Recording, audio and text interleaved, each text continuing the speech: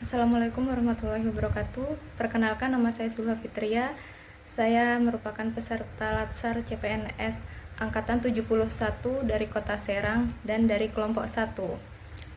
Pada kesempatan kali ini, saya akan sedikit memaparkan tentang sintesis modul SPBN atau beberapa gabungan modul tentang sikap perilaku bela negara. Baik, untuk selanjutnya ialah sintesis modul SPBN sendiri yang terdiri dari beberapa subbab. Untuk subbab pertama itu tentang nilai-nilai bela negara dan wawasan kebangsaan.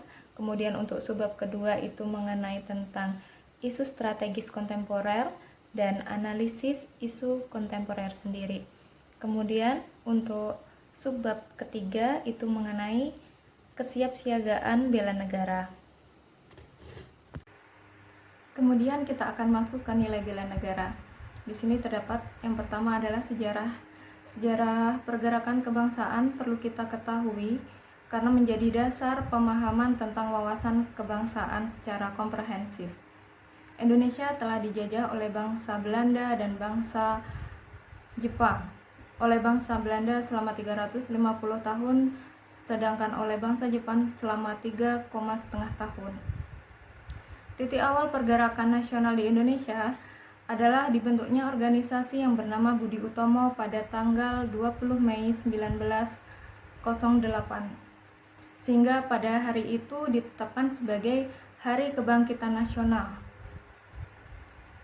Kemudian setelah Budi Utomo, muncul berbagai perkumpulan atau organisasi lain seperti Perhimpunan Pelajar Indonesia yang dibentuk pada tanggal 1925.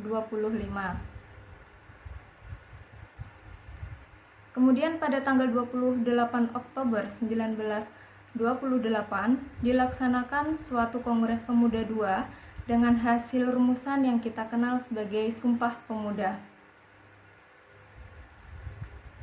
Tidak hanya sampai di situ, detik-detik proklamasi kemerdekaan RI diawali dengan Jepang menyerah kepada tentara sekutu pada tanggal 14 Agustus 1945.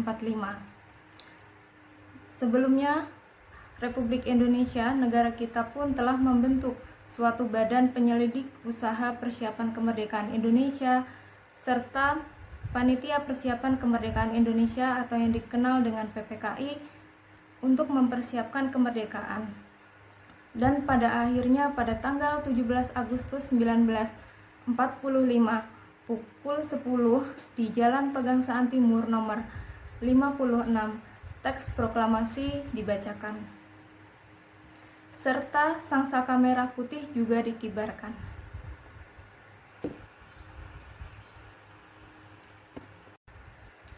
Dari zaman penjajahan pun kita juga sudah mendapat ancaman sehingga kita harus selalu bersikap waspada dini. Seperti itu.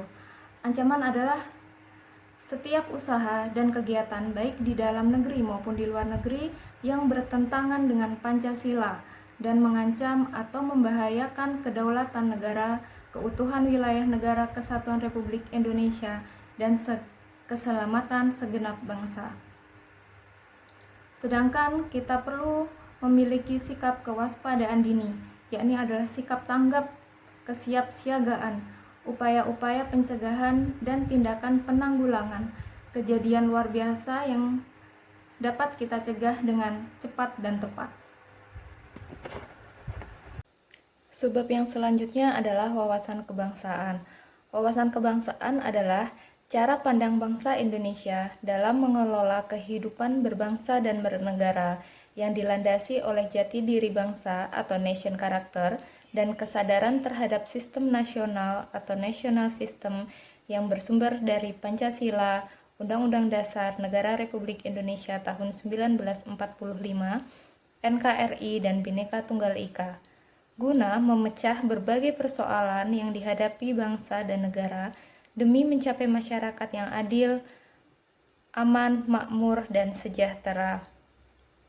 Selain itu, kita harus memahami 4 konsensus dasar, yakni Pancasila, Undang-Undang Negara Republik Indonesia tahun 1945, NKRI, dan Bhinneka Tunggal Ika. Selain itu, kita perlu pula memahami tentang lambang-lambang negara.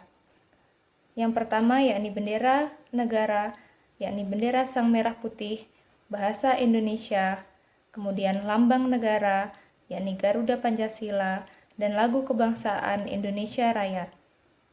Lambang-lambang negara Republik Indonesia sendiri diatur dalam Undang-Undang Nomor 24 Tahun 2009. Yang selanjutnya adalah subbab perubahan lingkungan strategis dan isu strategis kontemporer. Konsep perubahan sendiri, perubahan adalah sesuatu yang tidak bisa kita hindari dan menjadi bagian dari perjalanan peradaban manusia. PNS sebagai aparatur sipil negara dihadapkan pada berbagai pengaruh yang datang dari luar maupun dari dalam. Fenomena tersebut menjadi sangat penting untuk ASN mengenal dan memahami secara kritis isu-isu strategis kontemporer seperti korupsi, narkoba, mass communication, proxy war, dan radikalisme atau terorisme. Kemudian untuk teknis analisis isu sendiri, kita bisa menggunakan teknis tepisan isu serta teknik analisis isu.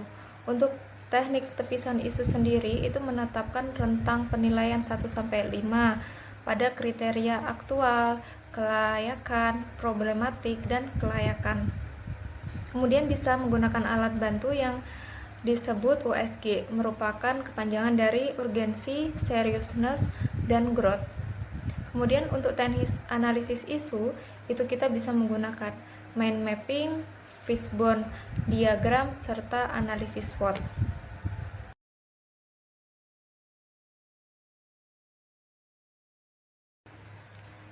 Yang selanjutnya adalah kesiapsiagaan bela negara atau KBN. KBN sendiri adalah suatu kegiatan siap siaga yang dimiliki oleh seseorang baik secara fisik, mental, maupun sosial dalam menghadapi situasi kerja yang beragam.